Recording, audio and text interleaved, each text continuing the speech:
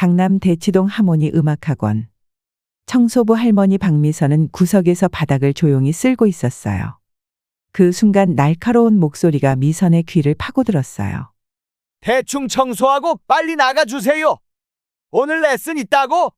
하모니 음악학원 원장 최재혁이었어요. 그의 말투에는 명령조가 섞여 있었어요. 미선은 고개를 숙이며 말했어요. 죄송해요. 금방 끝낼게요. 그녀는 아무 말 없이 걸레를 더 힘주어 쥐었어요. 손끝이 아려왔어요. 그러던 중 학생 중 누군가가 비아냥거리며 말했어요. 할머니, 도레미파솔라시도 아세요?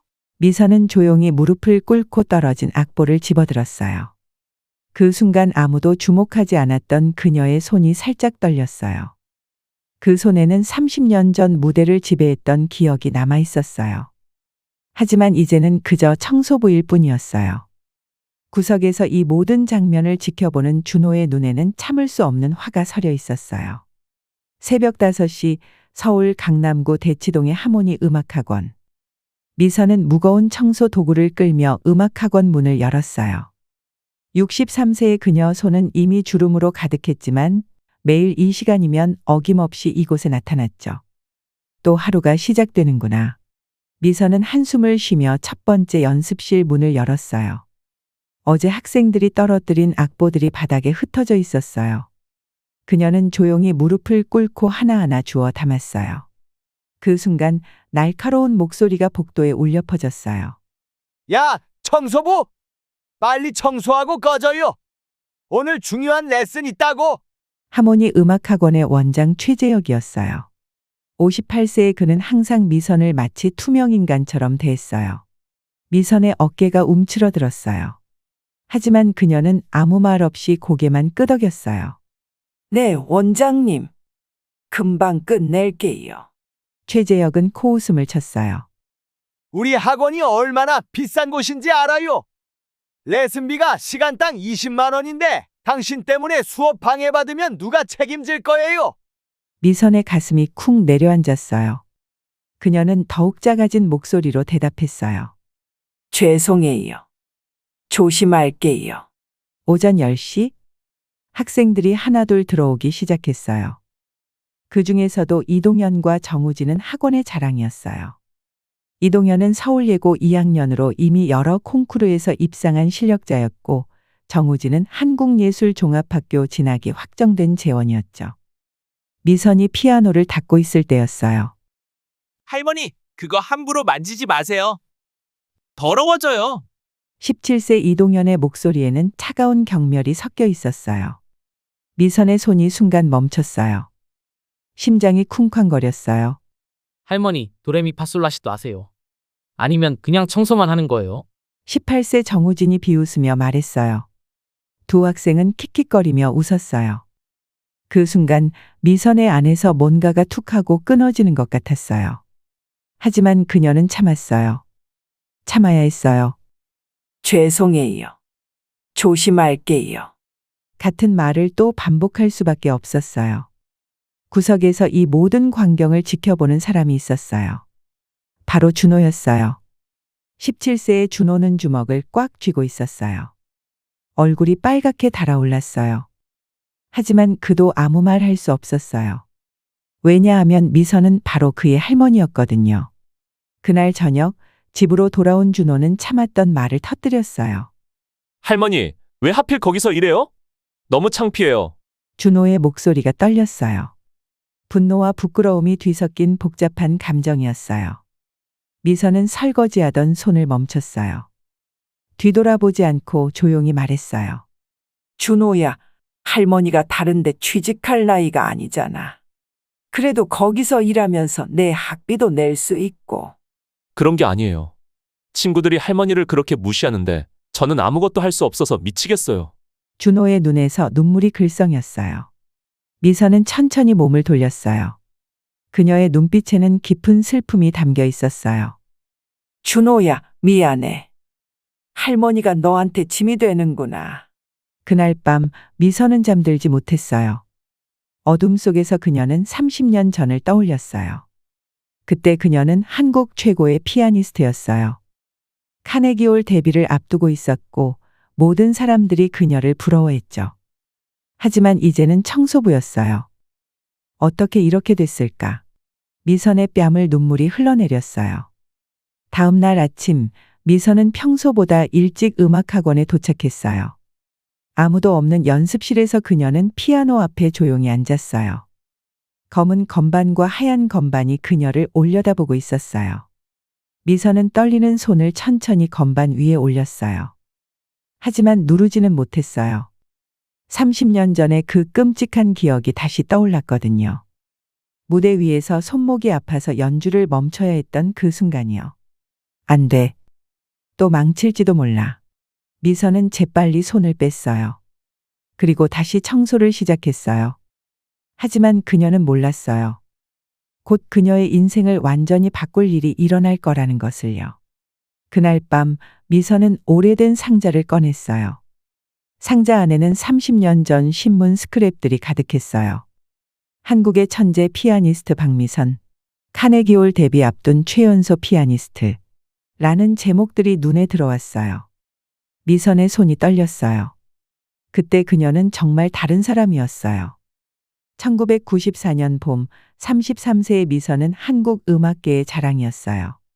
모든 콩쿠르를 휩쓸며 한국의 마르타 아르헤리치 라는 별명까지 얻었죠. 특히 8살 딸 소영과 함께 피아노를 치던 시간은 가장 행복했어요. 엄마, 나도 피아노 잘 치고 싶어요. 작은 소영이 발끝으로 페달을 겨우 닿게 하며 피아노를 치던 모습이 떠올랐어요. 그 아이는 정말 천재였어요. 미선보다도 더 재능이 있었죠. 엄마, 나도 엄마처럼 세계적인 피아니스트가 될 거예요. 소영의 맑은 목소리가 귀에 들렸어요. 미선의 눈에서 눈물이 흘러내렸어요. 하지만 현실은 녹록하지 않았어요. 남편 없이 홀로 딸을 키우며 음악 활동을 하는 것은 정말 힘들었어요. 연주 수입만으로는 생활하기 어려웠고 특히 소영의 조기 유학 비용은 엄청났어요. 줄리어드 음대에 보내려면 최소 3억은 있어야 한다던데. 미선은 매일 밤 고민했어요. 딸의 재능을 썩히고 싶지 않았거든요. 그러던 어느 날 운명을 바꿀 전화가 걸려왔어요. 박미선 선생님이시죠? 저는 한지연의 어머니예요. 한번 뵙고 싶은데요. 한지연은 재벌가 딸이었어요. 피아노 실력은 평범했지만 부모는 무슨 수를 써서라도 딸을 줄리어드에 보내고 싶어 했어요. 며칠 후 한지연 어머니를 만난 미선은 충격적인 제안을 들었어요. 선생님께서 저희 딸 이름으로 국제 콩쿠르에 나가주세요. 1등만 하면 5억을 드릴게요. 미선의 머리가 하얗게 변했어요. 그건 안 돼요. 그런 건 불법이에요. 아무도 모를 거예요. 지연이는 얼굴만 내밀고 실제 연주는 선생님이 하시는 거예요. 5억이면 소영이 유학 보내고도 남을 거 아네요. 미선의 가슴이 쿵쾅거렸어요. 5억은 정말 큰 돈이었어요. 소영의 미래가 확실해질 수 있었어요. 하지만 양심이 허락하지 않았어요. 죄송해요. 그런 건 할 수 없어요. 미선은 자리에서 일어났어요. 하지만 한지연 어머니는 포기하지 않았어요. 생각해보세요. 소영이를 위해서라도요. 기회는 지금뿐일 거예요. 집으로 돌아온 미선은 며칠 동안 잠을 이루지 못했어요. 그때 소영이 다가왔어요. 엄마, 저도 미국에서 공부하고 싶어요. 친구 엄마가 그러는데 거기 가면 더 좋은 선생님을 만날 수 있대요. 소영의 반짝이는 눈을 보며 미선의 마음이 흔들렸어요. 이 아이의 미래를 위해서라면 결국 미선은 한지연 어머니에게 전화를 걸었어요. 한 번만. 정말 한 번만 하겠어요. 전화를 끊은 후 미선은 후회했어요. 하지만 이미 늦었어요. 콩쿠르 날이 다가왔어요. 아침부터 미선의 손목이 이상했어요. 연습을 너무 많이 해서 그런 줄 알았어요. 엄마, 오늘 꼭 1등 하고 와요. 제가 응원할게요. 소영이 환하게 웃으며 말했어요. 미선은 억지로 미소를 지었어요. 그래, 우리 소영이. 엄마가 꼭 1등 할게. 하지만 미선의 가슴은 불안으로 가득했어요. 무대 뒤에서 대기하던 미선은 손목 통증이 점점 심해지는 것을 느꼈어요. 괜찮을 거야. 잠깐이면 돼. 미선은 자신을 달랬어요. 하지만 불길한 예감은 계속 커져갔어요. 드디어 무대에 오를 시간이 됐어요. 한지연이 우아하게 무대에 나타났어요. 관객들은 박수를 쳤어요. 미선은 무대 아래 숨어 있었어요. 심장이 터질 것 같았어요. 이제 시작이야. 하지만 미선은 몰랐어요. 이것이 그녀 인생 최악의 순간이 될 거라는 것을요. 1994년 10월 15일 국제 청소년 피아노 콩쿠르 당일. 미선은 무대 옆에 숨어 있었어요. 손목 통증이 점점 심해졌지만 참아야 했어요. 무대 위에서는 한지연이 우아하게 피아노 앞에 앉았어요. 관객들이 박수를 쳤어요. 미선의 심장이 미친 듯이 뛰었어요. 이제 시작이야. 할 수 있어. 쇼팽 피아노 협주곡 한 번이 시작되었어요. 미선의 손가락이 건반을 눌렀어요. 처음 몇 분은 괜찮았어요. 아름다운 선율이 콘서트홀을 가득 채웠어요. 하지만 그때였어요. 갑자기 미선의 오른쪽 손목에 전기가 통하는 듯한 아픔이 왔어요. 너무 아파서 숨이 막혔어요. 안 돼. 미선의 손가락이 멈췄어요. 음악이 갑자기 끊어졌어요. 콘서트홀이 조용해졌어요. 관객들이 수군거리기 시작했어요. 무대 위에 한지연은 당황해서 어쩔 줄 몰랐어요. 그녀는 실제로 피아노를 칠 줄 몰랐거든요. 저는 피아노를 못 쳐요. 한지연의 떨리는 목소리가 마이크를 통해 퍼졌어요. 순간 콘서트홀이 술렁였어요. 뭐라고? 피아노를 못 친다고. 심사위원들이 웅성거렸어요. 뭔가 이상하다는 걸 눈치챈 거예요. 곧 진실이 밝혀졌어요. 무대 아래 숨어있던 미선이 발견된 거예요.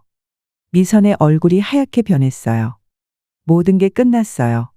그 다음 날부터 지옥이 시작되었어요. 신문마다 천재 피아니스트의 추락이라는 제목이 실렸어요. 금전욕의 눈먼 대리 연주 스캔들 이라는 기사들이 쏟아졌어요. 미선은 하루아침에 사기꾼이 되었어요. 모든 콘서트가 취소되었어요. 음반사에서도 연락이 끊겼어요. 더 끔찍한 건 소영이 당하는 일이었어요. 8살 소영은 학교에서 친구들에게 놀림을 당했어요. 야, 너희 엄마 가짜 피아니스트지? 뉴스에서 봤어. 소영은 매일 울면서 집에 돌아왔어요. 엄마, 왜 그런 일을 했어요? 친구들이 다 놀려요. 소영의 맑았던 목소리에 원망이 섞여 있었어요. 미선의 가슴이 찢어졌어요. 소영아, 엄마가 너를 위해서. 저는 그런 거 원하지 않았어요. 엄마가 정직한 피아니스트였으면 좋겠어요. 소영이 울면서 방으로 뛰어갔어요. 미선은 그 자리에 주저앉았어요. 눈물이 바닥에 떨어졌어요. 몇 달 후 더 충격적인 일이 일어났어요. 어느 날 집에 돌아온 미선은 소영의 방이 텅 비어 있는 걸 발견했어요. 책상 위에 편지 한 통이 놓여 있었어요. 엄마께. 저는 미국 할머니 집으로 갈 거예요. 엄마 때문에 더 이상 피아노를 칠 수 없어요. 미안해요. 소영. 미선의 손에서 편지가 떨어졌어요. 소영아. 소영아. 미선은 소영의 이름을 부르며 바닥에 쓰러졌어요. 모든 게 무너졌어요. 음악도, 명예도, 그리고 가장 소중한 딸까지. 그 이후 미선은 완전히 다른 사람이 되었어요. 손목 부상은 더 심해졌어요. 피아노를 칠 수도 없게 되었어요. 더 이상 무대에 설 수도 없었고 가르칠 용기도 없었어요. 미선은 음악과 완전히 인연을 끊었어요. 10년이 흘렀어요. 그때 고아원에서 준호를 만났어요. 10살의 준호는 부모 없이 혼자였어요. 미선은 준호에게서 잃어버린 소영의 모습을 봤어요. 이 아이만큼은 잘 키워보자. 미선은 준호를 입양했어요. 그리고 다시 살아갈 이유를 찾았어요. 하지만 과거의 상처는 아직 아물지 않았어요. 30년이 지난 지금도 미선은 피아노 앞에 앉을 때마다 그때의 악몽을 떠올렸어요. 무대 위에서 손목이 아파 연주를 멈춰야 했던 그 끔찍한 순간을요. 그리고 소영을 잃었던 그 절망적인 기억을요. 다시는 다시는 그런 일이 일어나면 안 돼. 미선은 스스로에게 다짐했어요. 하지만 운명은 그녀에게 다시 한번 기회를 줄 준비를 하고 있었어요. 전국 청소년 피아노 콩쿠르가 일주일 앞으로 다가왔어요. 준호는 3년 동안 이 콩쿠르만을 위해 준비해 왔어요. 듀오 부문에서 1등을 하면 음대 특기생 전형에 유리했거든요. 하지만 갑작스런 사고가 일어났어요. 준호의 듀오 파트너 성민이 연습하다가 계단에서 넘어져 손목이 부러진 거예요. 준호야, 미안해. 나 때문에 콩쿠르 못 나가게 됐네. 성민은 깁스를 한 손목을 보며 눈물을 흘렸어요. 준호의 얼굴이 하얗게 변했어요. 3년간의 노력이 물거품이 될 상황이었어요. 다음 날 준호는 최재혁 원장을 찾아갔어요. 원장님, 다른 학생과 듀오를 해도 될까요? 준호야, 이미 명단이 제출됐어. 규정상 변경할 수 없다고. 최재혁의 목소리는 차갑고 무감정했어요. 포기하는 게 낫겠다. 내년을 기약해라. 준호의 어깨가 떨어졌어요. 꿈이 무너지는 소리가 들렸어요. 그때 미선이 조용히 다가왔어요. 원장님, 제가 준호와 함께 나가면 안 될까요? 순간 학원이 조용해졌어요. 최재혁이 어이없다는 듯 웃었어요. 뭐라고? 청소부가 콩쿠르에 나간다고? 이동현과 정우진도 킥킥거리며 웃었어요. 할머니, 콩쿠르가 뭔지 아세요? 그냥 청소나 하세요. 피아노는 우리가 칠 테니까. 미선의 가슴이 아팠어요. 하지만 준호를 위해서 참았어요. 그때 최재혁의 눈이 번뜩였어요. 잠깐! 혹시 당신 그때 그 박미선 맞아? 미선의 몸이 굳어졌어요. 30년 전 대리 연주 스캔들로 망신당한 그 여자 말이야. 최재혁의 목소리에 독이 섞여 있었어요. 내가 여기서 청소부로 일하고 있었구나. 꼴 좋네. 미선의 얼굴이 창백해졌어요. 과거의 상처가 다시 아물었어요. 준호가 깜짝 놀랐어요. 할머니가 피아니스트였어요? 미선은 고개를 숙였어요. 숨기고 싶었던 과거가 드러난 거예요. 준호야, 미안해. 할머니가 숨긴 게 있었어. 최재혁이 비웃었어요. 그래, 나가봐. 또 망신당하고 싶으면 말이야. 콩쿠르 당일이 왔어요. 미선은 30년 만에 정식 무대에 서게 되었어요. 손이 덜덜 떨렸어요. 관객석에는 수백 명의 사람들이 앉아 있었어요. 그들의 시선이 미선에게 집중되었어요. 저 할머니가 왜 여기 있지? 콩쿠르에 나온 거야? 웅성거림이 들렸어요. 미선의 심장이 빨리 뛰었어요. 준호가 미선의 손을 꽉 쥐었어요. 할머니, 우리 할 수 있어요. 미선은 깊게 숨을 쉬었어요. 30년 전의 악몽이 떠올랐어요. 또 실패하면 어떡하지? 하지만 준호의 간절한 눈빛을 보며 마음을 다잡았어요. 드디어 그들의 차례가 왔어요. 미선이 그랜드 피아노 앞에 앉았어요. 30년 만의 순간이었어요. 손가락을 건반에 올렸어요. 떨림이 멈췄어요. 그리고 연주가 시작되었어요. 쇼팽 피아노 협주곡 한 번이 울려 퍼졌어요. 30년간 잠들어 있던 미선의 재능이 깨어났어요. 관객들이 하나둘씩 조용해졌어요. 진정한 음악의 힘을 느꼈거든요. 준호의 바이올린이 미선의 피아노와 완벽하게 어우러졌어요. 할머니와 손자의 마음이 하나가 되었어요. 음악이 끝났을 때 콘서트홀은 조용했어요. 그리고 갑자기 폭발적인 박수가 터져 나왔어요. 관객들이 일어서서 박수를 쳤어요. 심사위원들도 감탄했어요. 미선의 눈에서 눈물이 흘러내렸어요. 해냈어? 정말 해냈어. 결과 발표에서 미선과 준호는 1등을 차지했어요. 30년 만에 미선은 다시 무대에서 승리했어요. 이번에는 정정당당하게요. 콩쿠르가 끝난 후 기자들이 미선에게 몰려들었어요. 김 기자가 마이크를 들고 다가왔어요. 정말 놀라운 연주였어요. 혹시 과거에 음악을 전공하셨나요? 미선은 잠시 망설였어요. 30년간 숨겨왔던 진실을 말할 때가 온 거예요. 깊게 숨을 쉬고 입을 열었어요. 저는 박미선이에요. 30년 전 대리 연주 스캔들로 모든 걸 잃었어요. 관객석이 술렁였어요. 몇몇 사람들이 그 이름을 기억하고 있었거든요. 그때 제가 너무 어리석었어요. 딸을 위한다는 핑계로 잘못된 선택을 했죠. 미선의 목소리가 떨렸어요. 하지만 계속 말했어요. 제 딸 소영이는 그 일 때문에 미국으로 떠났어요. 30년째 찾고 있어요. 관객석 한쪽에서 한 여성이 천천히 일어났어요. 우아한 정장을 입은 그녀는 30대 후반으로 보였어요. 얼굴이 창백했고 눈에는 눈물이 고여 있었어요. 모든 사람들의 시선이 그녀에게 집중되었어요. 엄마, 작고 떨리는 목소리였어요. 미선의 심장이 멈춘 것 같았어요. 그 목소리를 어떻게 잊을 수 있을까요? 소영아, 정말 너야? 소영이 천천히 무대 쪽으로 걸어왔어요. 30년의 세월이 흘렀지만 미선은 한 번에 알아봤어요. 딸의 얼굴이었어요. 엄마, 저예요. 박소영이에요. 소영의 눈에서 눈물이 흘러내렸어요. 미선이 무대에서 뛰어내렸어요. 30년 만의 재회였어요. 소영아, 미안해. 정말 미안해.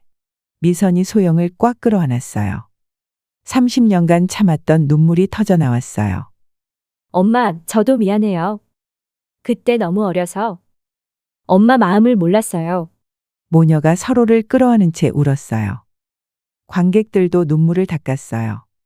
잠시 후 소영이 말했어요. 엄마, 저는 지금 국제적인 피아니스트예요. 오늘 이 콩쿠르 심사위원으로 왔어요. 미선이 깜짝 놀랐어요. 엄마의 음악을 이어받아서 세계 무대에서 연주하고 있어요. 하지만 항상 마음 한구석이 비어 있었어요. 소영의 목소리에 그리움이 섞여 있었어요. 저는 엄마를 찾기 위해 한국에 자주 왔어요. 언젠가 만날 수 있을 거라고 믿었거든요. 그때 최재혁이 조용히 다가왔어요.